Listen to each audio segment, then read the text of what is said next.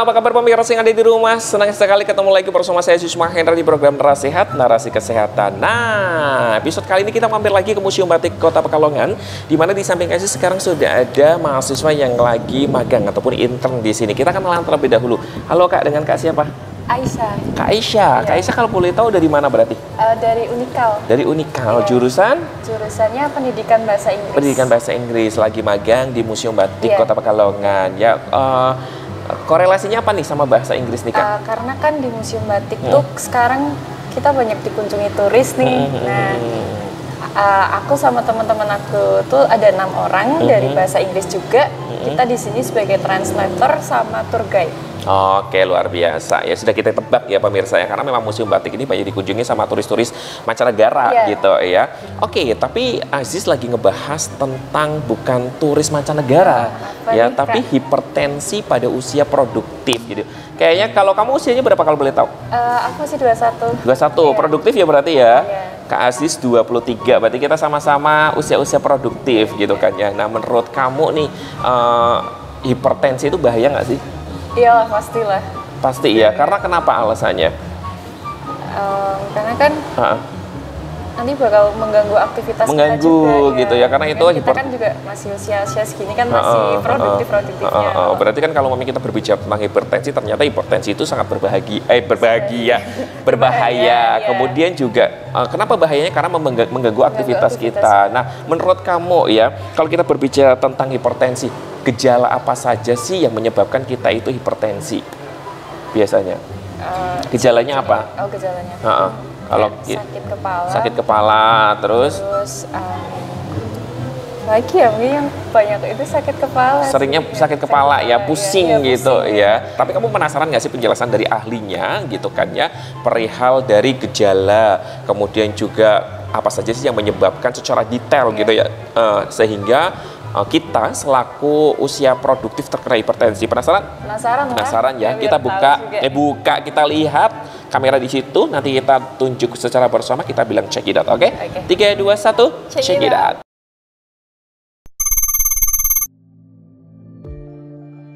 Hipertensi pada usia produktif.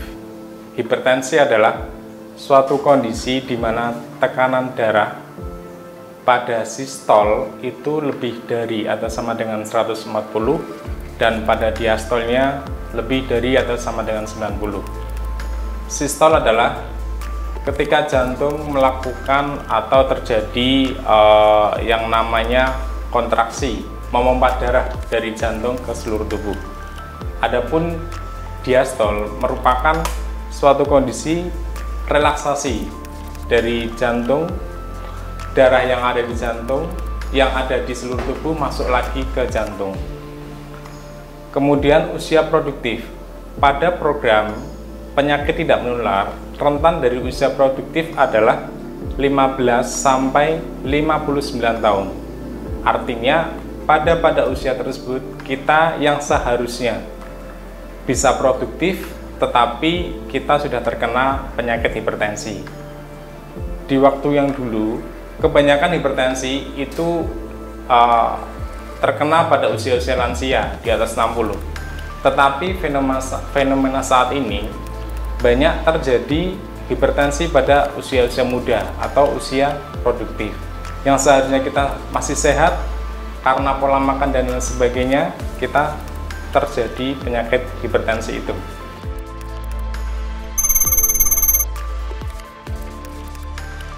Faktor yang mengakibatkan hipertensi pada usia produktif.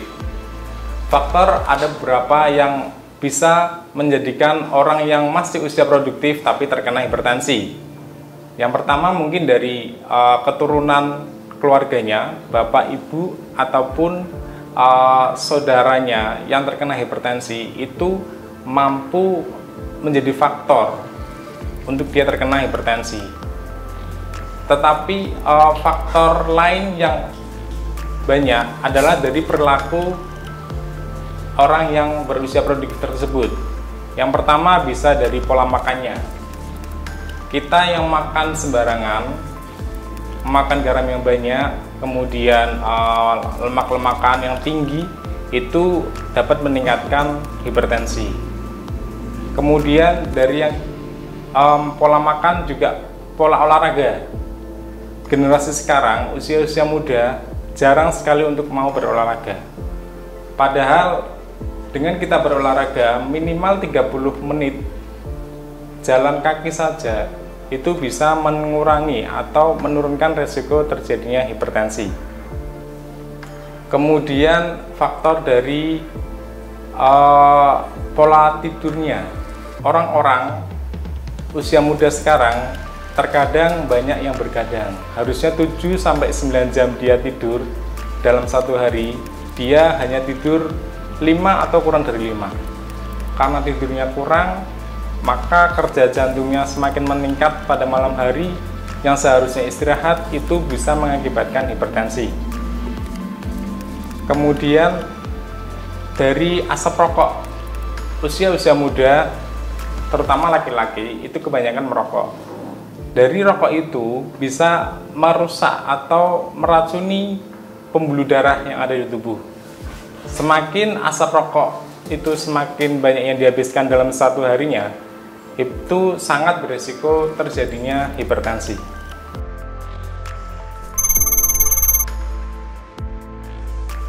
Gejala-gejala yang bisa dialami pada pasien hipertensi, yang pertama adalah pusing atau sakit kepala. Keluhan gejala-gejala yang ada di hipertensi, pusingnya seseorang itu berbeda-beda. Ada yang tensinya, tekanan darahnya sudah 150, sudah 200, tapi dia tidak merasakan pusing. Ada yang pasien baru 140 sudah sangat pusing. Nah, itu perlunya dilakukan cek ataupun mengukur tekanan darah secara rutin. Dari gejala kepala pusing atau kepala sakit atau pusing, ada juga yang mengalami nyeri dada. Nyeri dada akibat kerja jantung yang sangat meningkat, mengakibatkan rasa nyeri di dada ataupun di jantungnya. Kemudian merasa berdebar-debar. Selain itu juga pasti pasien akan merasa sering lelah karena jantungnya menekan tekanan darah yang tinggi, dia merasa lebih sering capek. Selain itu juga mengalami pandangan kabur. Tekanan darah yang tinggi pada mata itu sangat berpengaruh. Ketika adanya tekanan yang tinggi di arteri ataupun di saluran di mata, itu juga mengakibatkan mata menjadi kabur.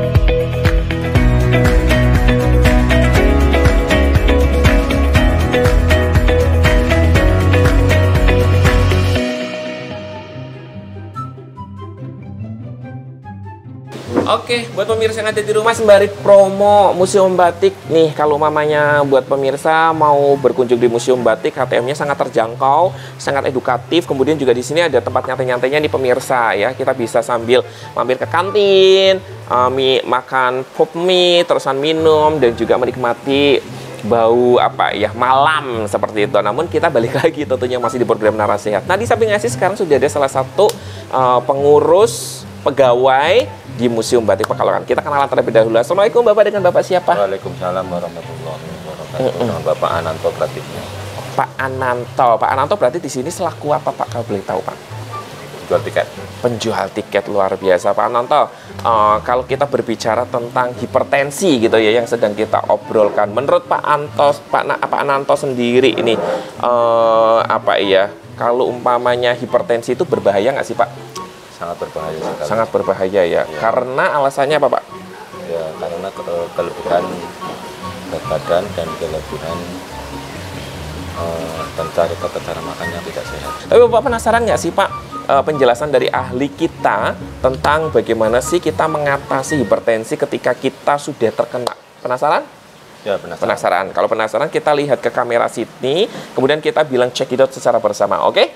3, 2, 1. Check it out. Check it out.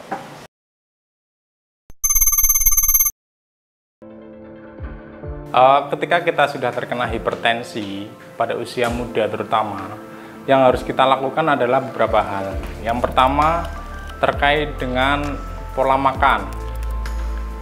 Kita harus menjaga pola makan kita agar seimbang. kemudian tidak terjadi peningkatan berat badan yang lebih. Kemudian kita harus mengurangi yang namanya garam, disebut dengan diet rendah garam. Dalam satu hari kita tidak boleh mengkonsumsi garam lebih dari 1 sendok teh. Ketika kita sudah mengalami hipertensi, pengonsumsian garam harus sangat dibatasi, baik dari makanan maupun dari kemasan-kemasan yang sudah terkandung garam yang banyak. Kemudian yang kedua, kita harus melakukan olahraga secara rutin.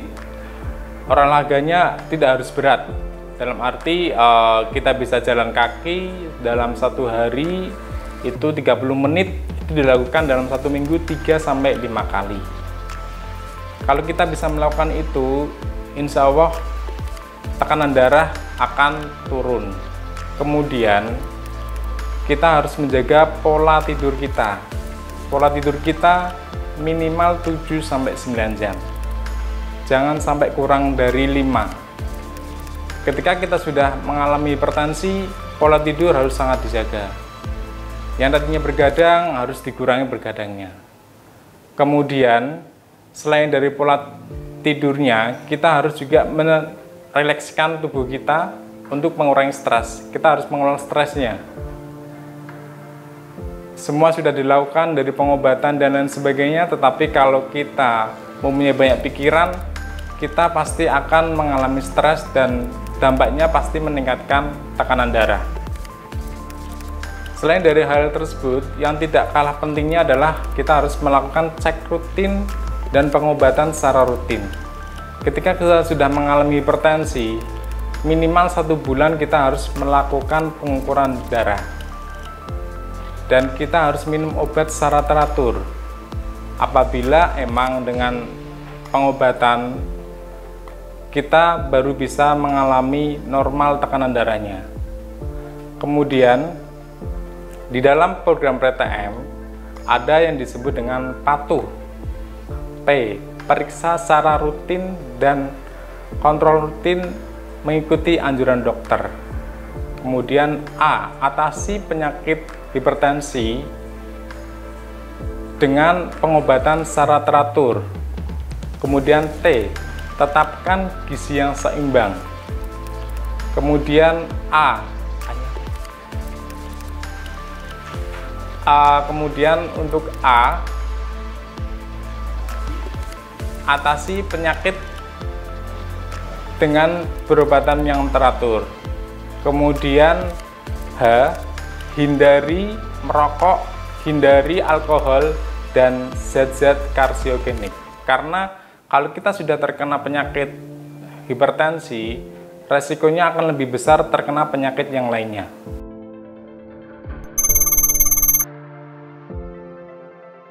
Pada usia produktif, sekarang banyak orang yang terkena hipertensi itu mengalami komplikasi. Salah satunya adalah stroke. Kenapa terjadi stroke? Karena dengan peningkatan tekanan darah, terjadi pecah pembuluh darah di dalam otak. Akhirnya dia mengalami stroke dengan gejala kayak kelemahan fisik, kemudian terjadi kelemahan pada salah satu tubuh yang tidak bisa digerakkan, bisa sampai tidak sadar, ataupun terjadi yang namanya palpasi ataupun mulutnya tidak bisa bicara dengan lancar. Selain itu juga bisa terjadi komplikasi dari hipertensi, yaitu gagal ginjal. Kenapa terjadi gagal ginjal? Pada usia-usia produktif, kita yang terkena hipertensi, di situ fungsi dari salah satu fungsi dari ginjal adalah mengatur tekanan darah. Ketika tekanan darah kita tidak normal, otomatis ginjal juga akan bekerja keras agar tekanan darah kita menjadi normal. Dengan hipertensi, tekanan darah selalu tinggi, lama-kelamaan ginjalnya akan menjadi rusak. Terjadilah yang dinamakan gagal ginjal kronik.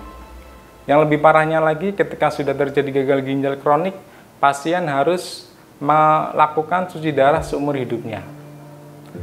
Kemudian selain stroke, gagal ginjal, ada yang namanya gagal jantung. Setelah kita terkena penyakit hipertensi, lama-kelamaan jantung harus bekerja keras. Bekerja keras memompa darah sekeras-kerasnya yang mengakibatkan jantungnya menjadi tidak mampu lagi ataupun melakukan fungsinya secara normal. Dia bisa terjadi pembengkakan jantung, pembesaran jantung, kemudian terjadilah gagal jantung. Kemudian dari jantung, ginjal, stroke, saraf ada juga menyerang di mata. Pembuluh-pembuluh darah yang ada di mata itu bisa menjadi menyempit yang kita sebut dengan nanti terjadi pandangan kabur atau retinopati hipertensi. Pada lansia, orang-orang yang hipertensi juga terjadi katarak. Akibatnya kalau sudah terjadi katarak itu harus dilakukan operasi.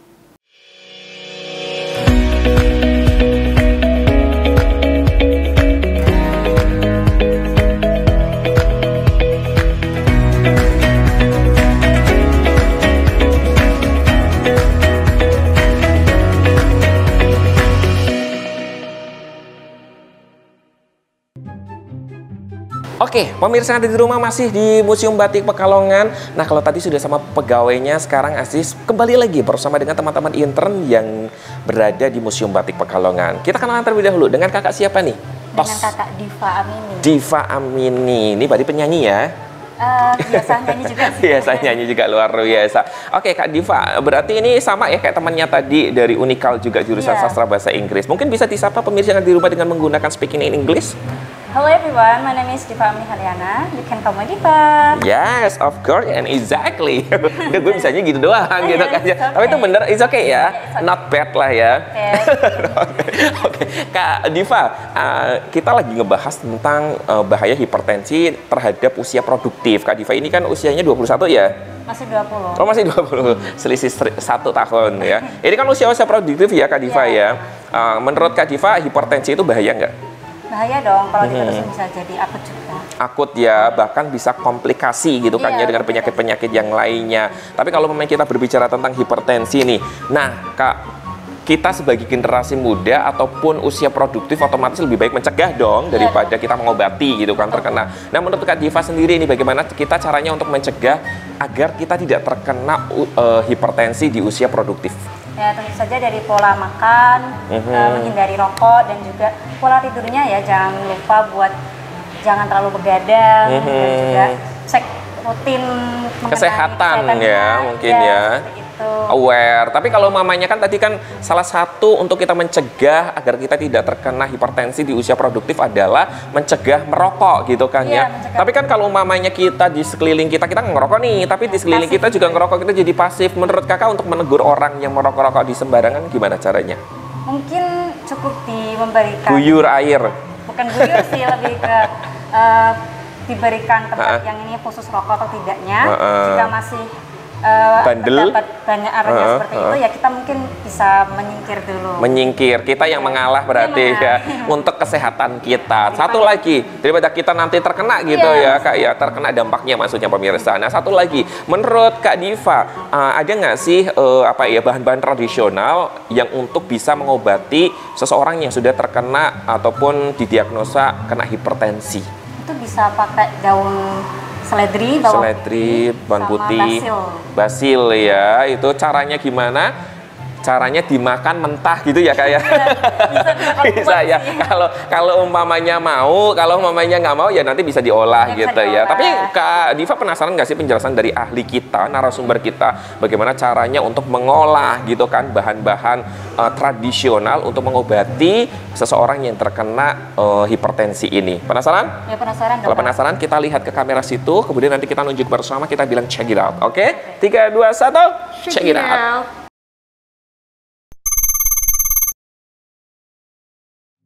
Ada beberapa tanaman ataupun obat tradisional yang ada di sekeliling kita yang dapat kita gunakan ketika kita sudah terkena penyakit hipertensi.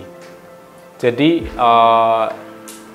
pengobatan tradisional ini bukan merupakan hal yang pokok kemudian kita meninggalkan dari pengobatan yang ada di medis ataupun dari dokter.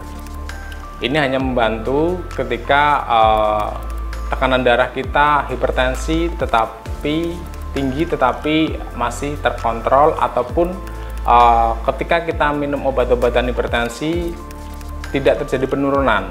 Nah, kita bisa bantu dengan pengobatan tradisional ataupun tanaman-tanaman yang ada di sekitar kita. Yang pertama adalah daun kemangi. Kita tahu bahwa daun kemangi tidak asing pada kehidupan kita ataupun masakan ataupun makanan yang sering kita makan. Pada misal makanan di warung, di Lamongan itu sering ada daun kemangi yang fresh di situ yang bisa kita makan. Ternyata di situ ada zat yang namanya eugenol, di mana itu ada pengaruh untuk menurunkan tekanan darah. Kemudian selain dari kemangi ada yang namanya seledri. Daun seledri itu juga mampu menurunkan tekanan darah. Ada sebuah penelitian pada hewan tikus di mana ternyata ekstrak dari daun seledri itu mampu menurunkan tekanan darah. Kemudian ada yang namanya bawang putih. Bawang putih ini ternyata juga mampu menurunkan tekanan darah, tetapi pengolahannya jangan digoreng ataupun direbus. Yang lebih efektif adalah kita makan secara langsung. Bisa dengan diiris-iris kecil-kecil kemudian kita makan 1-2 siung dalam 1 hari. Kemudian ada lagi jahe. Jahe juga mampu menurunkan tekanan darah. Itu bisa kita kelola ataupun olah menjadi wedang jahe yang pada malam hari kita bisa mengkonsumsi itu, atau pada saat musim hujan itu juga bisa mengamankan tubuh, kemudian juga bisa menurunkan tekanan darah. Kemudian ada yang namanya kapulaga. Kapulaga ini juga dapat menurunkan tekanan darah. Ada lagi kayu manis. Pada minuman-minuman tertentu ada yang menggunakan kayu manis. Di situ ternyata juga bisa menurunkan tekanan darah. Selain dari itu ada dari makanan tanaman yang lainnya, seperti kita bisa mengonsumsi timun ataupun dari daun alpukat yang kita rebus. Dari rebusan itu bisa kita minum, itu juga bisa menurunkan tekanan darah. Ataupun buah-buahan yang ada beberapa yang dapat menurunkan tekanan darah, seperti pisang, apel, dan lain sebagainya.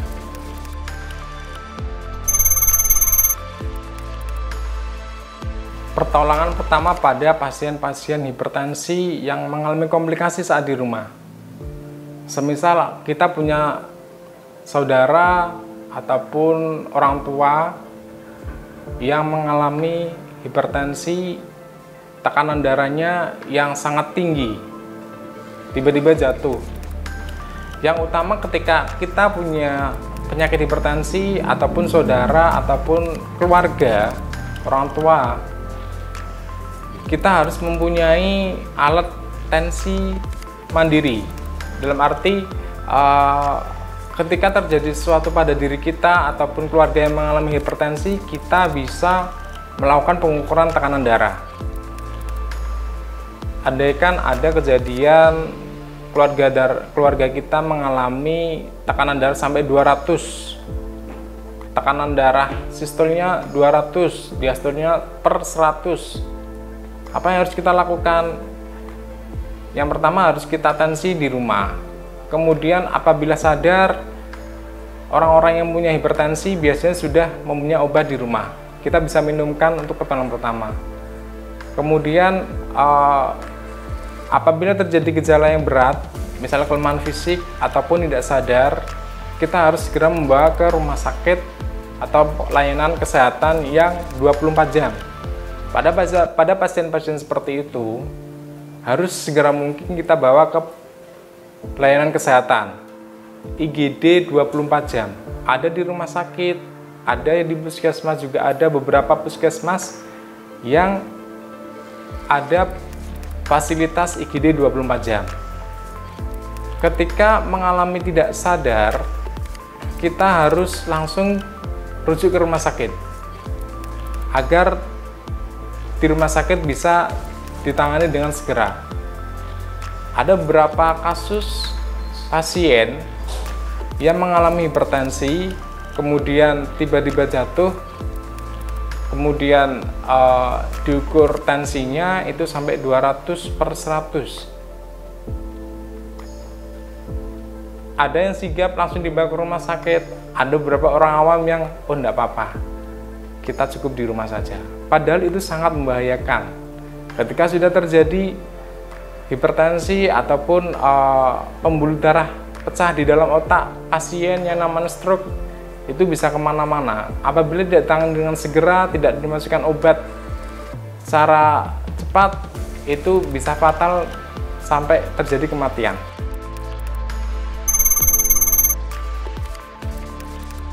Pesan dan kesan, kita semua tahu bahwa penyakit sekarang tidak mengenal usia. Banyak usia-usia muda sudah mengalami hipertensi, tekanan darah tinggi.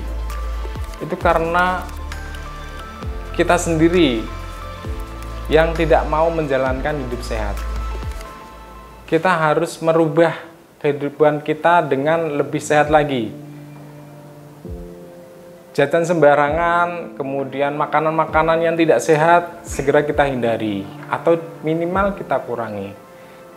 Kalau kita tidak bisa menghindari makanan-makanan yang kurang sehat, ya kita harus berolahraga minimal 30 menit dalam satu hari, dalam satu minggu 5-7 kali. Tidak, kemudian pada usia produktif banyak orang yang merokok. Kalau bisa dihentikan, dikurangi. Ada orang awam mengatakan bahwa kalau nggak merokok pun kita terkena asap rokok, menjadi perokok pasif. Tetapi di situ ternyata ketika kita menjadi perokok aktif, kita juga sebagai perokok pasif. Karena ketika kita menghirup rokok, menghisap rokok bersama teman kita, selain kita menghirup udara rokok dari kita sendiri, kita juga menghirup dari teman kita yang diajak merokok bersama. Kemudian selain rokok juga alkohol. Di zaman sekarang banyak sekali orang-orang ataupun usia produktif, orang usia muda itu juga mengonsumsi alkohol. Sebaiknya tidak diteruskan. Kemudian begadang-begadang yang tidak perlu, tidak penting, karena hanya rebahan di kasur, main HP, kemudian sampai malam, itu juga harus segera ditinggalkan. Apalagi kita-kita yang mungkin ada dari riwayat keluarga yang mengalami hipertensi. Tetap sehat, tetap bugar, tetap produktif sesuai dengan usia kita.